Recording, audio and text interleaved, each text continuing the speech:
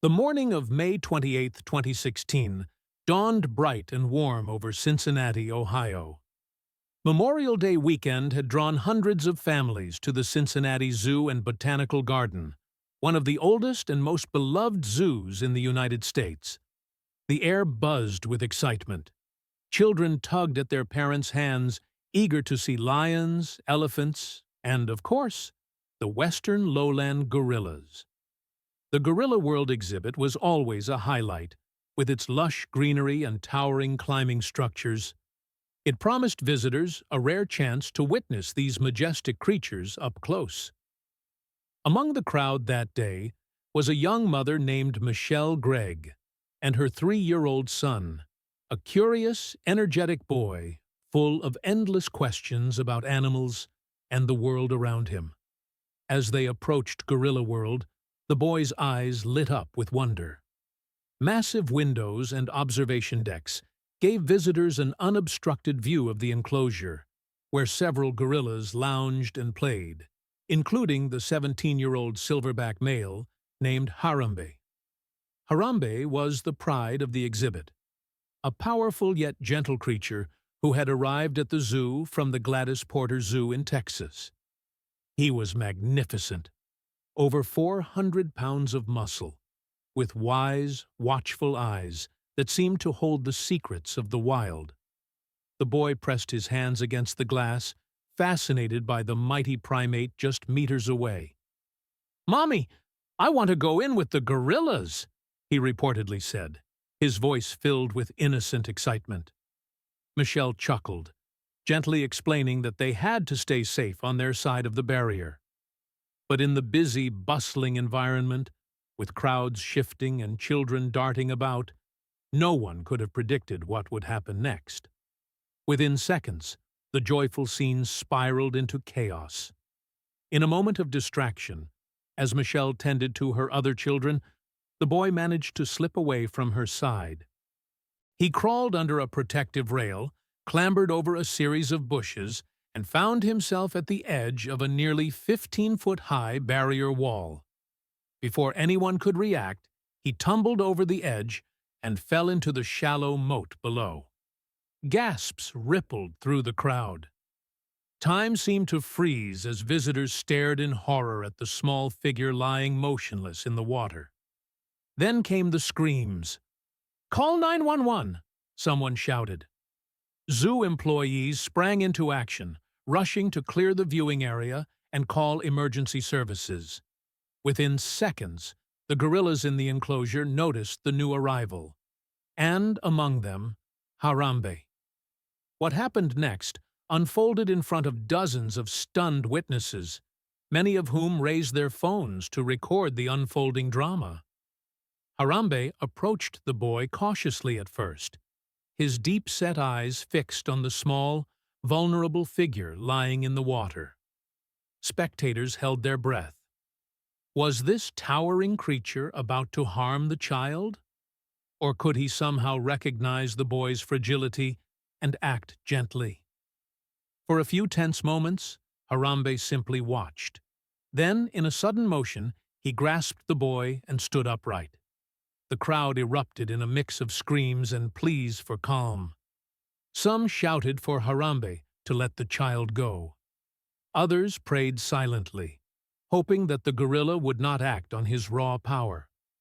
Zoo staff members, trained for emergencies, tried to call the gorillas away from the scene. 2 female gorillas responded, moving to a secure area. But Harambe stayed. With the boy in his grasp, Harambe began to move. He dragged the child through the water, his massive frame casting long shadows across the moat. At times, it seemed he was shielding the boy, standing protectively between him and the onlookers. Other times, Harambe's actions were more aggressive, pulling the child quickly through the shallow pool, bumping him against the hard concrete. The crowd grew frantic. "He's protecting him!" some cried. "No, he's hurting him!" others screamed. Confusion and fear hung thick in the air. Minutes stretched into what felt like an eternity. Inside the zoo's emergency control center, decisions had to be made. Fast. The zoo's dangerous animal response team convened immediately. Protocols were clear. The safety of human life came first. Tranquilizing Harambe wasn't an option, they feared, as it would take several minutes to take effect, during which time the gorilla could panic and accidentally harm the child. The alternative was grim, but in their view, necessary. They made the call. A staff member, armed with a rifle, took position near the enclosure. With steady hands and a heavy heart, he aimed at Harambe. A single shot rang out. Harambe collapsed. The boy was swiftly retrieved by emergency responders and rushed to the hospital. Miraculously, he had suffered only minor injuries, a concussion and some bruises.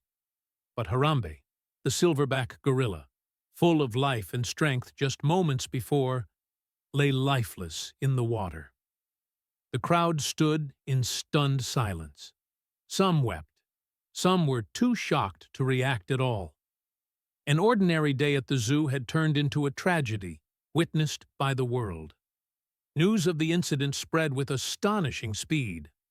Within hours, social media was ablaze. Videos of the encounter went viral, sparking a tidal wave of emotions and opinions. People across the globe debated fiercely. Was the zoo right to kill Harambe? Were the parents to blame? Could something have been done differently? Memes emerged almost immediately. Petitions circulated, demanding justice for Harambe. News outlets from CNN to the BBC covered the story non-stop. The name Harambe became a household word, carrying with it a complex storm of sorrow, outrage, and reflection. And as the world mourned the loss of this magnificent creature, one thing became clear. The story of Harambe had only just begun. In the hours following Harambe's death, the Cincinnati Zoo found itself at the center of a media firestorm. What had begun as a local tragedy quickly escalated into an international controversy. News outlets scrambled to cover every angle of the story. The footage, shaky, filled with panicked voices, capturing Harambe's final moments, was broadcast on every major network. For many, it was unbearable to watch. For others, it was the spark of something much larger. Social media exploded. Hashtags like "Reached Justice for Harambe," "Teaching Harambe the Hero," and "Ich Rip Harambe" trended globally within hours. People from all walks of life, from animal rights activists to casual zoo visitors, weighed in with their opinions. Outrage grew, not just at the decision to shoot Harambe, but at the circumstances that led to it. How, people demanded to know, could a child slip past barriers into a gorilla enclosure? Was it parental negligence? Was it zoo design flaws? Or was it, as many believed, a cruel example of human failure to respect the lives of other beings? The questions kept piling up. The answers were slow in coming. As the days passed, the conversation surrounding Harambe grew only louder. Celebrities added their voices to the chorus. Actors, musicians, and public figures posted tributes, expressed outrage, and demanded accountability. PETA, People for the Ethical Treatment of Animals, issued a scathing statement condemning the zoo's actions, stating, "Harambe's death is a tragedy that could have been prevented." Thousands joined protests outside the zoo gates, holding signs that read, "Harambe deserved better." Who really needed saving? Shame on the system, not the silverback. Online petitions gathered momentum at an astonishing pace.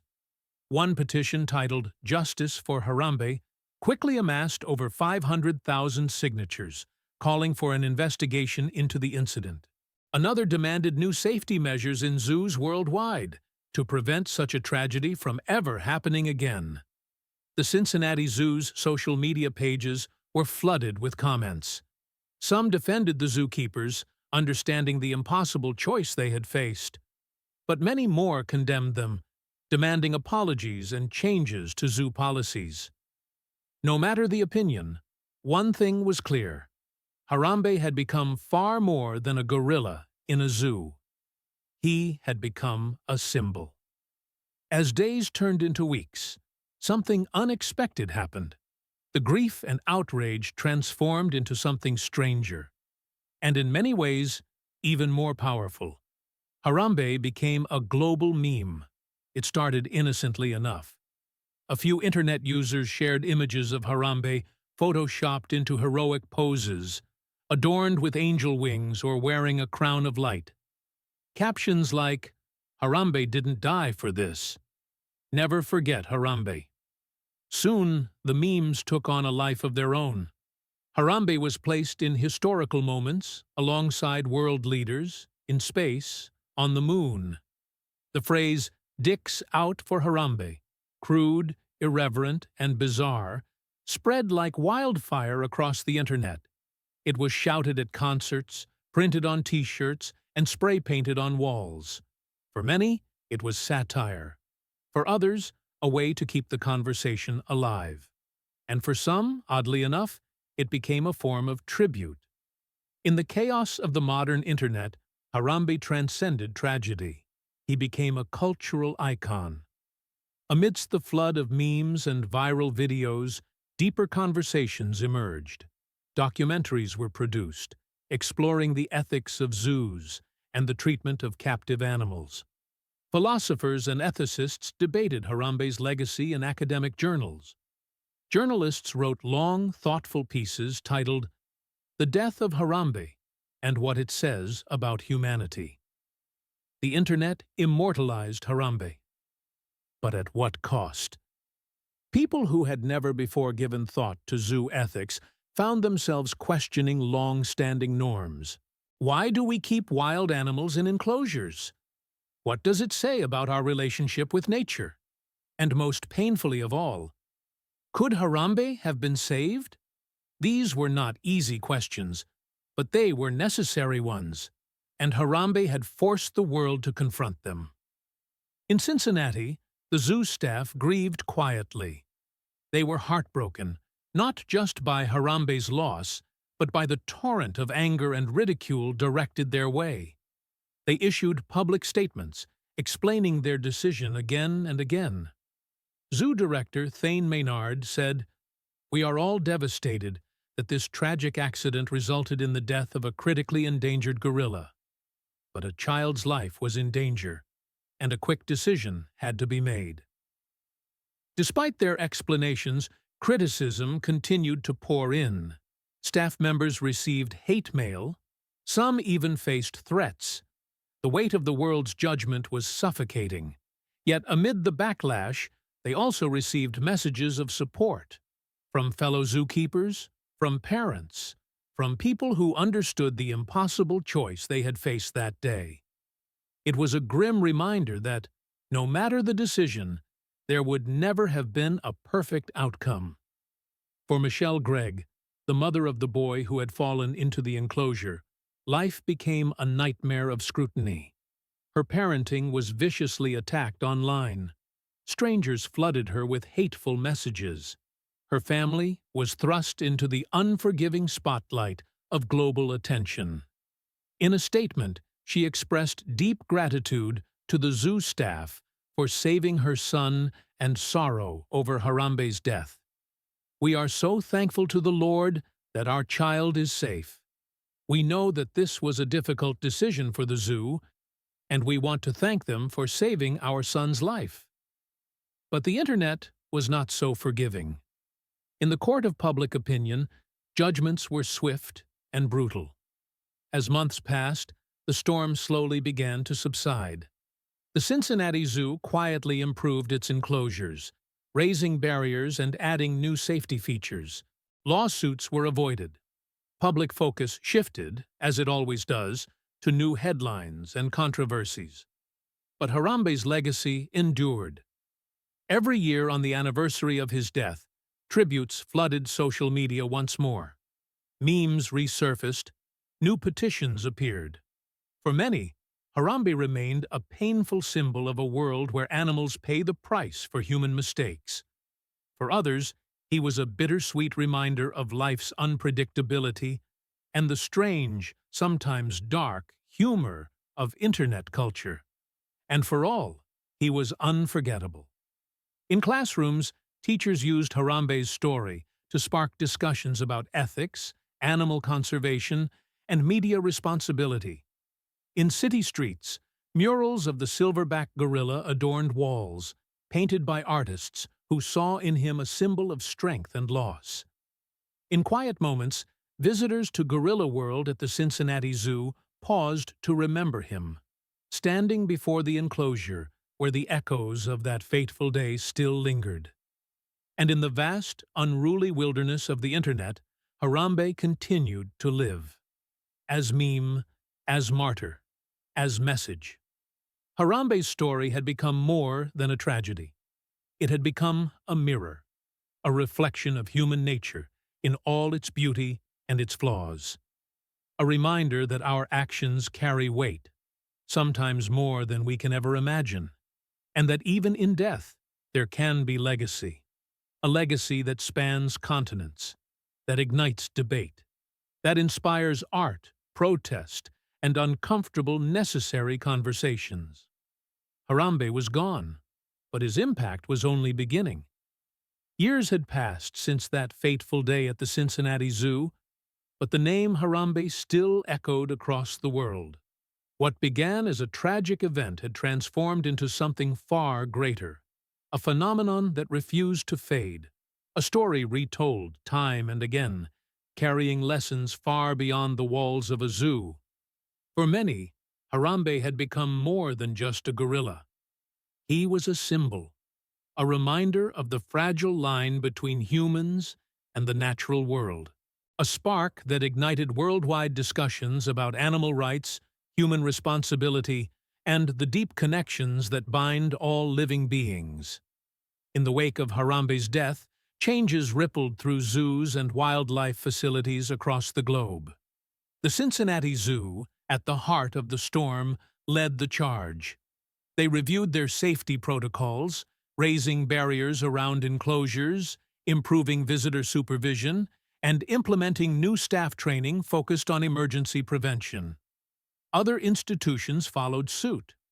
Zoo directors, inspired by the outcry, began rethinking how enclosures were designed, not only to protect humans from animals, but to protect animals from human mistakes.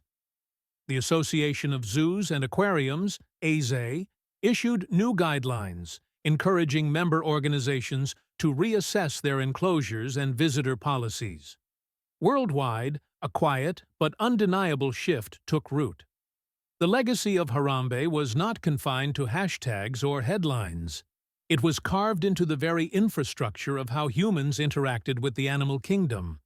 But it wasn't only physical changes. The cultural impact of Harambe's story ran deeper. School curriculums adopted his story as a case study, using it to teach children about ethics, empathy, and environmental stewardship. Teachers asked their students tough questions. Should wild animals be kept in captivity? Who is responsible when accidents happen? What can we learn from Harambe about respecting life in all its forms? Classrooms buzzed with debates, young minds wrestling with concepts of justice and compassion. Harambe had become a teacher, guiding future generations toward a more thoughtful coexistence with nature. In the digital world, Harambe's presence never truly faded. Memes continued to circulate, not as mockery, but as enduring reminders of the event that had captured the world's attention. On anniversaries of his death, tribute posts flooded social media.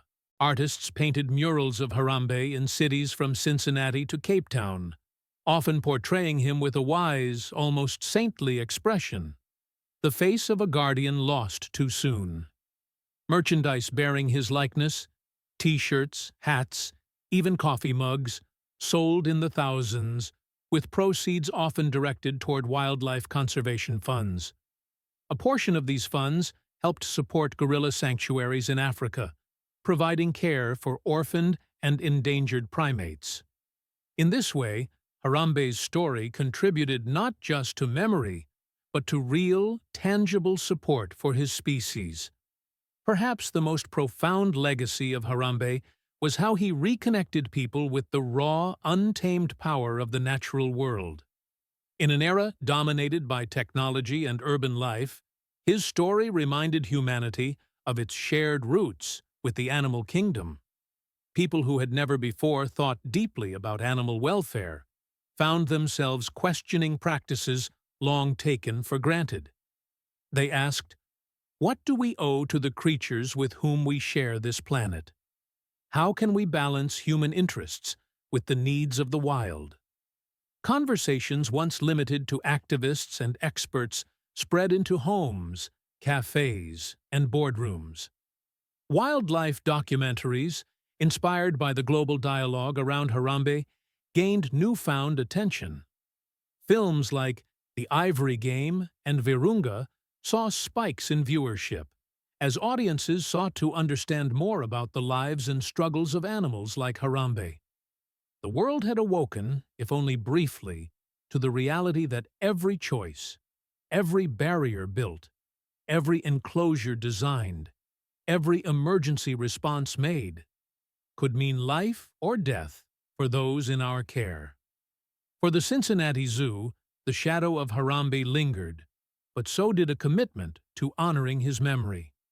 They established educational programs focused on gorilla conservation, turning the pain of the past into a mission for the future. Visitors to Gorilla World found new informational displays explaining the behaviors, intelligence, and family dynamics of gorillas, emphasizing their critical role in forest ecosystems. The zoo supported conservation efforts in Africa, helping fund anti-poaching patrols and community education initiatives. Through these actions, they sought not only to remember Harambe, but to ensure that his species had a fighting chance at survival. And yet, for all the positive change, the story of Harambe remained a heavy one. It reminded the world of uncomfortable truths, that sometimes human error leads to innocent loss, that our control over nature is fragile and easily broken, that in moments of crisis, the choices we make define us, for better or worse. But it also carried hope. Hope that we can learn. Hope that we can grow. Hope that even in tragedy, there can be seeds of progress. Today, years after Harambe's death, his legacy lives on. In classrooms, in murals, in policy changes and conservation efforts, in the collective memory of a world that, if only for a moment, united in grief for a creature most had never met. And in the quiet moments when visitors stand before the gorilla enclosure in Cincinnati, they still feel his presence. They see not just the animals before them, but the story of Harambe woven into the very fabric of the place. A story of life, of loss, of lessons learned, and of a hope that refuses to die.